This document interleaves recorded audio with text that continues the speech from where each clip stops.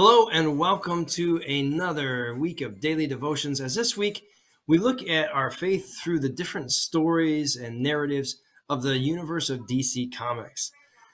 Now, I know not everybody grew up reading comics, and I didn't read a lot of them myself. But recently, my brother, who did read comics, turned me on to a animated show, an animated movie called The Longest Night about Batman and some of the origins of his villains.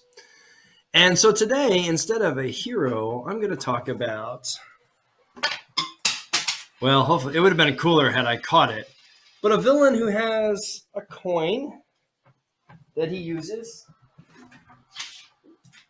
And, usually he says, heads you live, tails you die, and or heads you die, tails you live, depending on what his mood is. But I'm talking about Harvey Dent, who is a district attorney for Gotham, also known as the villain Two-Faced. Well, Dent starts off by being Gotham's White Knight. He's going to get tough on crime. He's going to take care of all the bad situations. He's going to clean up Gotham, really. That's his campaign slogan, to put evildoers and crime syndicates behind bars. And he's an honest people's person, right? But then Dent gets so consumed by his righteous zeal. Hear the Apostle Paul in here. That as Saul, he is so narrow focused in his desire for justice that he loses sight of any kind of mercy or grace. And so when justice and the system of justice doesn't work out how he had hoped, he suffers a nasty accident, and he decides that as Two-Face, he's going to met out his own form of justice. And we find out that his coin has only heads on both sides. It's just heads. So no matter what Two-Face says, the outcome is already determined based on what he calls. If he calls heads, even if he calls tails, he knows what the outcome is going to be. He has rigged the system in his favor. And like the early Apostle Saul, his passion for getting evil in his mind and those who are different to be punished. Maybe Saul isn't even the best example. Maybe biblically Jonah is a better example.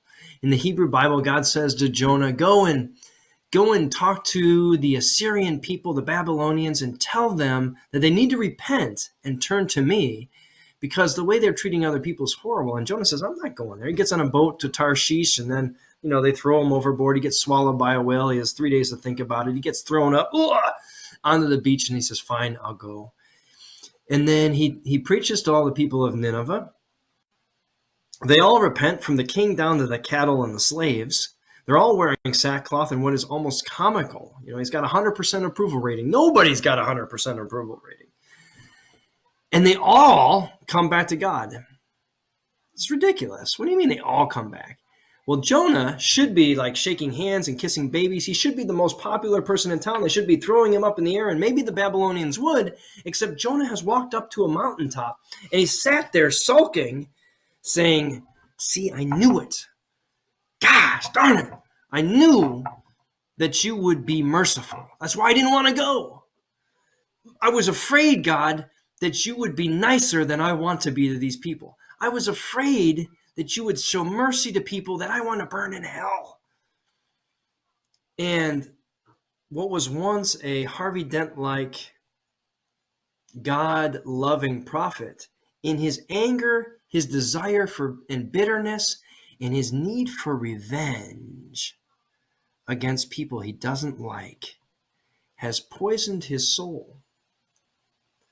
And he's waiting for God to smite and destroy Nineveh like he wants. We want our enemies to do badly. We want them to suffer. We want them to be destroyed. Those people. And like the prodigal son story, where the father goes out while the youngest son is having a party and everybody's celebrating that this lost son has come home, but the older son is outside upset and angry. This son of yours you've welcomed home, you haven't even ever fattened a kid for me and let me and my friends celebrate. Now this, I can't even say it, this guy comes home and you roll out the red carpet, you throw a party, you give him, after everything he's put you through, after everything he's put me through. I'm not going in there. And in the same way, at the end of Jonah, God says, in Jonah's bitterness and anger, he says, Jonah, you were upset that this little plant died that was providing you shade up on this mountain. And the death of the plant bothered you. You were upset with me that I let the sun scorch it.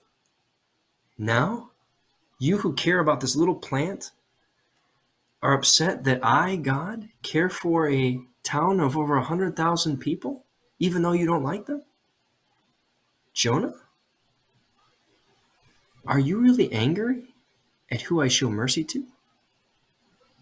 And the book ends in a question mark. And we never know how Jonah answers the question. Just like we never know, is Two-Face, who's got half of a disfigured face and half of a regular face, is he going to be Dent and a child of light? Or is he going to be this ugly, hideous thing, Two-Face, a monster? There's an old Native American proverb where a chief is talking to a young brave. And he says to the brave, there are two wolf spirits that live in each of us, one good, one evil.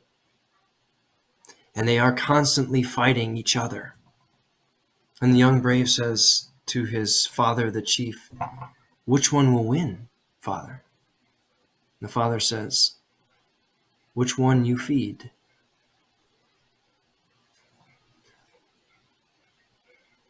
May the struggle between the wolves, the child of light within us, and the child of darkness be a struggle we all strive to work through